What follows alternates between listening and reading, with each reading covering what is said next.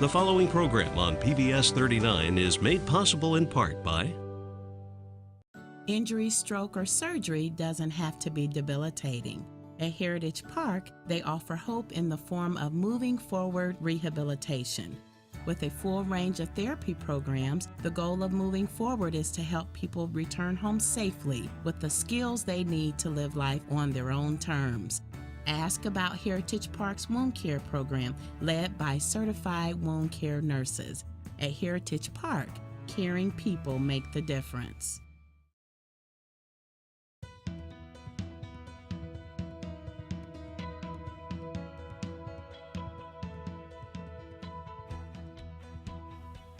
I think you're going to be happy you're watching this show tonight. I'm Sandy Thompson, the host of Life Ahead. If you are a gardener, or even if you just have a few potted plants around your own home, tonight's the night you get to learn a lot about that. We're going to be talking about senior gardening at first. How can that become an easier project for you? But any gardening questions, we'll see if our guest can answer. Bet she can, because she's a master gardener. Please help me welcome tonight Darlene Denninger, who has been with us many times here on Life Ahead. Welcome. Back again. It's like old home week when you come. Darlene, by the way, is the director of therapy for a senior community and rehab center here in Fort Wayne. So one of the things that we want to focus on is how gardening can become therapy. Mm-hmm. Some days I think it's therapy, and some days I think it's just a lot of work. Absolutely true. But maybe sometimes it seems like a lot of work if we don't have the correct tools, mm-hmm. and if we don't approach it the right way. Mm-hmm. Now, I do want to tell you all that we welcome your questions here at 969-2720 for the next half hour here. We'll see if Darlene can help you out with gardening questions. Again, that's 969-2720. Okay, Darlene, let's start talking about therapy as mm-hmm. far as gardening. Mm-hmm. Why do you consider it a good, is it physical therapy or mental therapy or both? I think it's both, don't you? I do, yeah. If you enjoy gardening, getting out in your garden just releases your mind. It's relaxing. You kind of are thinking about other things that maybe aren't your troubles of the day. Right. And so it's good for you. It's physically can be very demanding. And so as seniors, we have to start thinking about that. Right. How to simplify our yards a bit more. We were talking about pruning. You know, now is not the time of life to start planting things that need to be pruned all the time, pruned every spring, every fall, right. because that gets hard as we get older. It's physically difficult. It's hard on our joints to maybe use that pruner.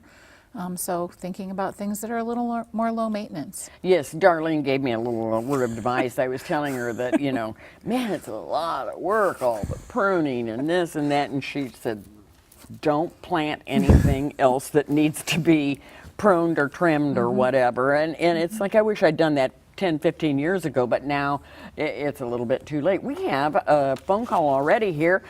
Oh, this is an interesting one. Shirley has called and she says, how should I prepare my rhubarb patch for the winter? And that's one of the things we have to think about too, with fall approaching here, how to put your garden down for the winter. Could you have some advice for Shirley? Well, my first advice is I just learned how to grow rhubarb, so I'm going to learn how to winter it this year as well. Is it something that you cut back, do you know? I would believe that you cut it back. What I would tell people is what I'm going to do is look in my Master Gardener materials about it, because I've not done it yet either. So one of the things that you can do is in the phone book, there's a phone number for the Purdue Extension here in Fort Wayne. Okay. It's located over at the Purdue Fort Wayne campus on the Crescent Avenue side where the bridge comes over from the student housing. Yeah. It's right there at the foot of that bridge on the university side, and they actually have a call-in, a phone response center, where you can leave your questions about gardening, and Master Gardeners research those and call you back with the answer. Excellent. So, and you know, or can you just like Google on your computer and get a phone number for them? Do you think? Yes. Okay, for Master Gardeners at Purdue University. Yeah, here in Fort Wayne. Yep. And then there's a phone response number, so you can call the extension if the phone response number isn't listed separately. But that's what they do, and they'll answer any questions that you have. So, sorry, I don't know how to do rhubarb yet, but I'm going to learn. When she comes back the next time, she will know for sure, I think. Yeah. It makes me think we're a little while away yet, but another month or two, it'll be time to rake leaves. And I know a lot of people leave the leaves in the yard to nourish the grass, and a lot of people rake leaves onto their garden to protect it from the winter chill. Is that right? Yes, and also those leaves will decompose, and so they can become the fertilizer as you work them into the soil. Then in the spring, they're going to add compost. So it's, yeah, you're adding nature's nutrient Yes. right back to where it Yes. belongs. And they're going to give you some cover for the winter if you're trying to overwinter some things that might be a little tender. I do that with, like, you know, cutting my rose bushes back, and then I Yep. smush a whole bunch of leaves around them. Yep, I do I too. have a question. Yes. Should you cut the rose bushes back in the fall or the spring? It depends a little bit what kind they are. So you need to Knockout know. roses. You can really kind of trim them up anytime is what I've been told. I tend to think you kind of trim them when they look like they're out of shape and when they have dead stuff on them. Right. So otherwise I think you don't need to trim them back dramatically. Really? Oh, see, I take mine all the way down to like that. I think you can. I don't think you're going to hurt them. Knockout roses are really good performers. That's why I have them, because they're just pretty easy. Yep. Yeah, they're good performers. So, you know, if you don't trim them back like that in the fall, in the spring, I think you can see what greens up and trim back what doesn't. Okay, So all I right. think, because sometimes things get away from us in the fall. We have good intentions, but we can't get everything done. I know, and it's a big job to gear down, if you will, for the winter. And Darlene and I were talking about this just a few minutes before the show as well. All the work there is to do then in terms of, you know, bringing in the cushions, unhooking the hose from the back, and all those sorts of things. Now, we also continue to appreciate your phone calls. In fact, we have one right now. I have Dorothy on the line. Hi, Dorothy. What is your question tonight for Darlene? Hi, Darlene. I used to work with you, and Do you remember Dorothy? I do. I'm Okay. glad. We've been talking about you, wondering where you were. Good to hear from you. I'm here in Columbia City All in right. assistant living. Okay, great. Next month, my friend and I are going to bonsai gardening at the Botanical Gardens. Oh, And I have taken a love to using shoes to put plants in. I remember So that. That's kind of I, cool. wonder how bonsai gardening will do with that. It'll be a learning experience. Yeah, you know, I think the container for bonsai, as I understand it, just needs to be fairly shallow. So I mean, all the ones I've seen at least seem pretty shallow. So I would think that you can do a variety of things with it. I'll be interested to see if they tell you about that. I do remember some of your shoe plantings. They were cute. She'd take like old latex paint and paint a shoe a certain color and then do a beautiful planting in it. It was a great kind of reuse, recycle That's wonderful. look, and really kind of cute in the garden. That's great. You know, it reminds me how many opportunities we have in our community for people to learn gardening. Tell me about how you become a master gardener, which I know you are. Well, the Purdue Extension is where you sign up for Master Gardening. It's a series of classes, and they usually do, I think, a couple of series a year. So sometimes there's one that's just like a weeknight and a Saturday, and then there's ones that happen during the day. So to meet different Right. people's schedules. It goes on for several weeks. I believe at the end it's a 48-hour training. It's pretty extensive, I And then you have to understand. take a test at the end. You do? And you do have to I pass like your that. test. I do like that. Yeah, I mean, yeah. to become certified, if Yes, you will, as yeah. a master gardener, Yeah. it's nice to know that, like, you have had to be tested, and you have to know. And then to maintain your Master Gardener status, you have to do volunteer hours every year and education hours every year. So it keeps you kind of working and thinking and doing different things. There's beautiful gardens at the Purdue Extension as well. Can so the public go and visit They're them? always open, and all the plants are labeled. There's different. No admission? No. Just go see them. Yeah, they're open all the time. Love it. Yeah. My brother and sister-in-law are master gardeners, and they train in Columbia City, so they've worked a lot at volunteer time to take care of beds at Morses Park and with the garden walk in Whitley County, that sort of thing. And they love it. They just, you know, they're just so fascinated, and they started out as novices. There's lots of different opportunities when you become a master gardener. There are people who volunteer in the neighborhood gardens in Fort Wayne so that they're helping people learn to grow food in their own neighborhood. There's people who do the phone response center where they're answering consumers questions and helping people do better gardens. Master gardening is all about educating other people. You know, that's really what we're for. A main mission, exactly. Yes, absolutely. We have another phone call, by the way. This is from Ben, and he said that he heard that using red wine vinegar can be used to kill weeds in sidewalk cracks. Is this true? And can you use regular white vinegar? You know? You can use vinegar to do a lot of things in the garden, and vinegar. Like what? You can spray vinegar on weeds and actually and kind of help control them because it is kind of an acid, and it's going to make that really be sort of hard to continue. It's not going to be the same quick fix as some of the chemicals like a Roundup or that sort of thing, but you can use vinegar in that way in the garden.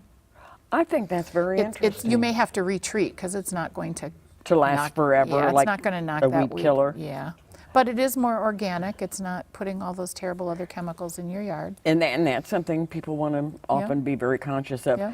I'm guessing it might also help control the ant hills that tend to grow in sidewalk cracks. I haven't tried that, but I bet that could be true. I don't because it's know. going to dissuade them. If somebody knows the answer to that, give us a call here, 969-2720. You have some tools with you. We've been talking about gardening in general, but I do want to share with you some thoughts and some of Darlene's input here in terms of senior gardening. What do you have here? You have some long-handled I did bring utensils. some long-handled tools. You can find these at different places. You can probably do some things to adapt and make your own so that if you're having trouble getting down on the ground, bending, getting down on your hands and knees, this lets you get that same job without having to be down on the ground doing them. Like this is a rake. Yep, this is a rake. You could use it for spreading mulch. You could use it to rake between shrubbery, that sort of thing. This is a little cultivator. And they come in different I like things. these. Is that what you call this, a cultivator? That's what I call it. I think that's I what have it a is. short-handled one. I use it I do all too. the time. Yeah, I just like to kind of loosen the soil around Yeah. to the plant. Yeah. Yeah. Yeah. But that lets you, oh, you dropped your glasses. Oh, okay. That lets Thank you you. not have to do so much bending. I also brought something that we all have that we don't always think about as we get older. Not as easy maybe to get up and down to do our weeding. So this is just a regular old bucket. And if you can get up from this height, then this lets you not have to get down on the ground. So you can sit on your bucket and maybe be able to bend and do some of your weeding. Exactly. There are a lot of commercial carts available for you to sit On and wheels work. and Yeah, this and and sometimes that. wheels are not a good thing because you it could roll scoots away when you from don't want to. Yeah, but there are lots of things, and you know they all come with a price too. So sometimes you start with something not quite as pricey. That's what I do. You know, I mean, I Yeah. have some of these that Yeah. are real, Yeah. you know, inexpensive to buy a 5-gallon bucket. Yep. I like that concept. Yep. Now, And then I said if it's uncomfortable, put your little knee pad on top of it for sitting, as long as that's not too slippery for you. so your knee pads for if you're on your hands Yep. and knees, or put it on your bucket Yep. to make it more comfortable. Knee pads, I didn't bring one, but knee pads come now with handles on each side of them to help you push yourself up. So there's a lot that's a of good tools idea. out there depending what your abilities are.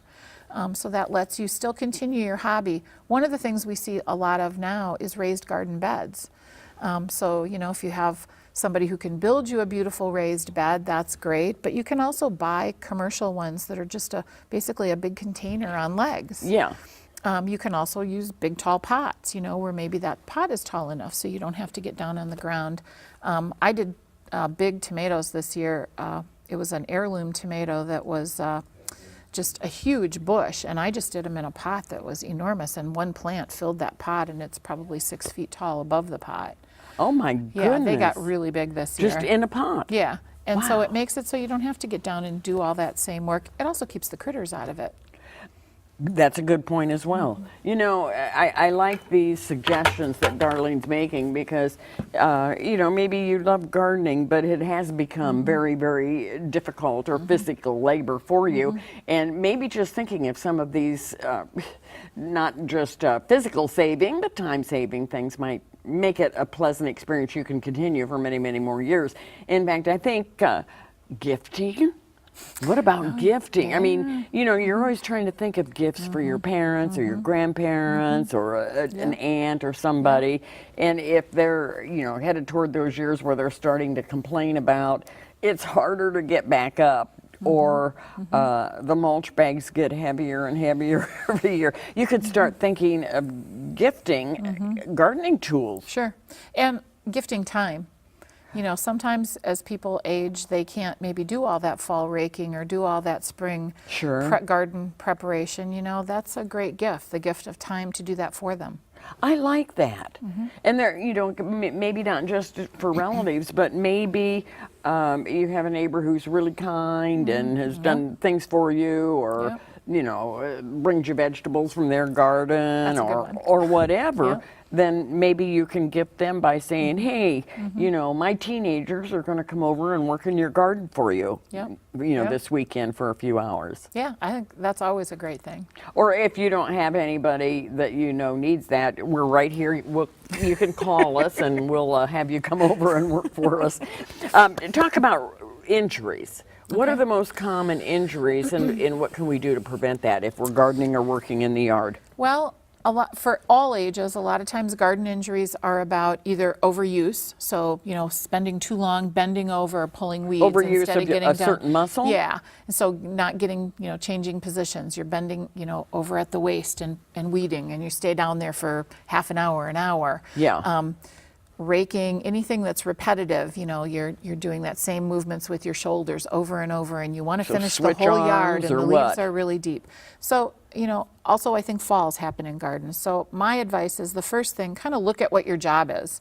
Walk around I'm going to work in this bed today. Walk around and look, are there things you're going to trip on? And if there are, like if you've got this rock that you just love, but it's going to be in your path all the time, you're going to remember it for the first while, and then you're going to forget because you're carrying something, you're busy. Back up. Yep. So maybe move it before you start, or do something to make sure that that's not what you trip on. Same with the garden hose. You drag it out there and then you trip on it. If you're weeding and you are standing up and bending over to weed, you know, change positions more. Don't do that same thing for 20, 30, 60 minutes. Stand up, walk around. I know that I get, you know, sore muscles if I'm doing the same thing like you mentioned, and or raking or something. So I finally told myself, okay, here's what you need to do. There are other things to do outside. So I'll say, okay, let's rake for 15 minutes. Put the rake down and then go prune a bush or something, so that I'm using different muscles so I don't get so sore. Yes, yeah, that's exactly the right thing to do. Take a little break from that one job before it becomes too much. And you know, when your body starts to be tired or feel sore, don't keep saying to yourself, I just got to finish this, I just got to finish this, because an hour can go by and pretty soon you're so sore that you can't get up and move around the next day. Great idea. We don't think about it with gardening. Gardening is hard exercise. Warm up a little bit first. You know, take a little walk around your yard. Take a little walk in the neighborhood. Do some stretching. If you know that you have a sore shoulder, do the exercises that maybe you learned from the doctor or from the therapist when you were there, to kind of warm up and prepare your body for that. It's no different than preparing to go jogging or something. You're going to do hard work. Because, you know, the term weekend warrior, I think, doesn't only mean athletics, but I think it means physical activity at home as well. Let's talk about winter. What can you do if you're you know, really enjoy gardening because it gives you, you know, mental relaxation and you enjoy the whole process, or producing something? What are we going to do after that season's over? What are you going to do all winter? Well, interestingly, I was just discussing that I got a new thing that one of my gardening friends talked about, that is called an aero garden. So it's a hydroponic gardening system, and it's going to sit on my countertop. Which means what, hydroponic? It means that you're growing in water. Oh, okay. So it's a great way if you like herbs, if you like maybe some fresh lettuces. It's not going to give you like a big crop for a family of 10, but it's going to give you some nice fresh things for your table. So I'm going to try it this year. It comes, if you buy one of these gardening systems, it can come with its own light. It can come with the growing medium. The one I'm trying is pretty small. It's I think going to be about like this and about that tall. Just to get started. Yes. Or maybe grow your own basil. I was going to say, grow herbs in your windowsill from seed. That's a great thing to do. That's actually great for kids too. And you can do that year round. Yeah, you know, I think a lot of schools even have that as a project for kids now to grow a plant. Yes. Oh goodness, we have a great phone call here, it looks like, from Robert. And Robert called in and he left this question for you, Darlene. Do you have any suggestions for keeping squirrels and chipmunks away from my tomatoes? I have been using cider vinegar with mixed results. I bet a lot of you have that issue. Those How to pesky keep them squirrels away. and chipmunks, they are very determined. They are. I actually had good success this year growing those tomatoes up higher in a container, and I don't have them growing close to anything that they could like climb on that thing and climb Close on to a tree or something. Yeah, and so that's actually been better for me because I end up with chipmunks that like to like burrow into things, and the squirrels the same way. So that would be one solution. The other thing you can really try to do is use some of that fabric netting around your plant to try to keep them from being able to chew on things.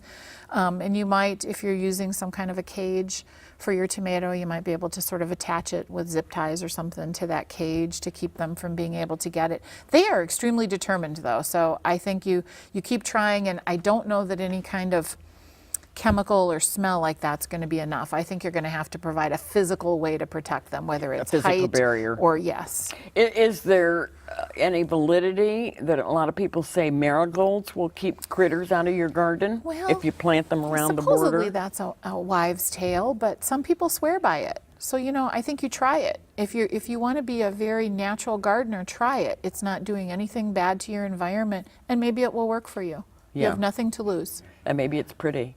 I'm kind of bad, Darlene. I'm not a very good gardener because I have hostas all the way around my deck. And my other issue is that I love animals, so it becomes a matter of who gets the food or who gets the beauty. And I have rabbits that come to my house for lunch every day because they can have the salad buffet by eating my hostas. I have dogs right in my down yard to and I this. have rabbits. Huh? I have dogs in my yard and I have rabbits. And you have rabbits, exactly. But you know, I guess I just feel like they need to have lunch, you know, and I can do without another hosta or two. Who cares, you know? Yeah, but you hate to lose your tomatoes to your chipmunks. That is true. They can have hostas, but maybe not tomatoes. Maybe I'd do something about that.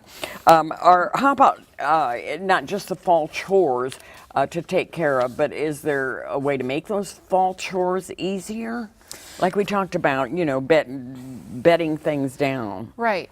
Well, the first thing is, you know, I think the days are kind of gone where you feel like every leaf has to be out of your yard. People aren't quite so stuck on that. And, you know, really, you don't need to remove those leaves. You can kind of get them away from the edges if you've got a fence and then maybe mow over them, because really you're putting nitrogen back into your grass, and that's what you do with fertilizer. So, you know, not necessarily trying to remove them, because raking is a big chore if you've got more than one tiny tree.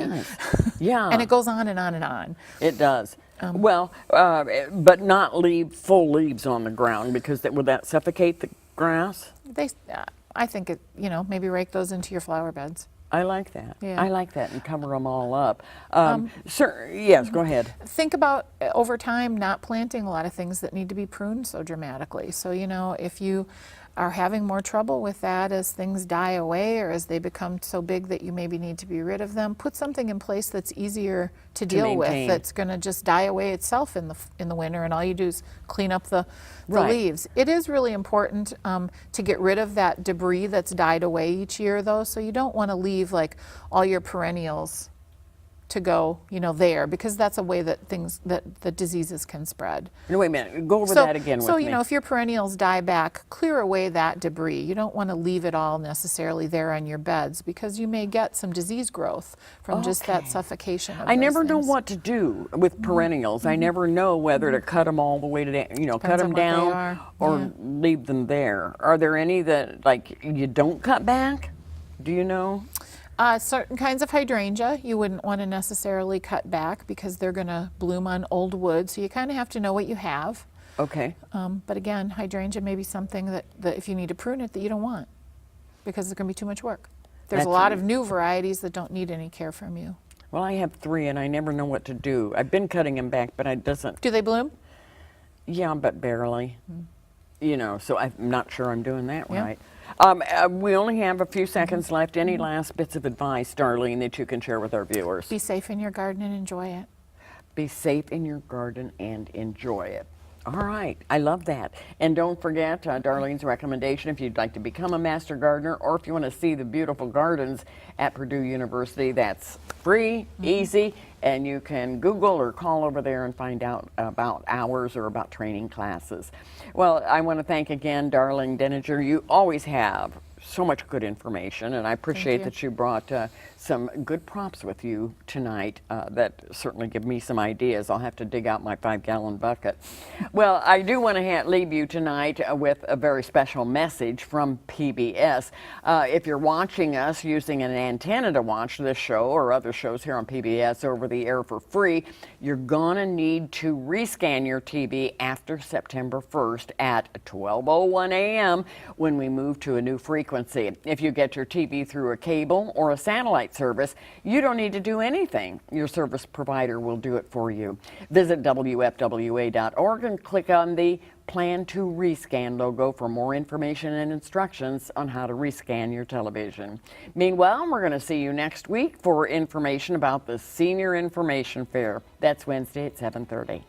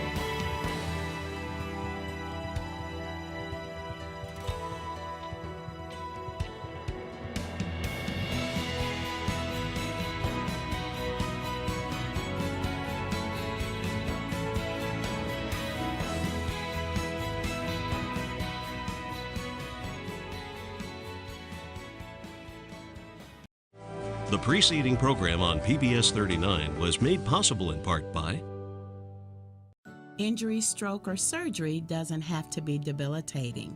At Heritage Park, they offer hope in the form of moving forward rehabilitation.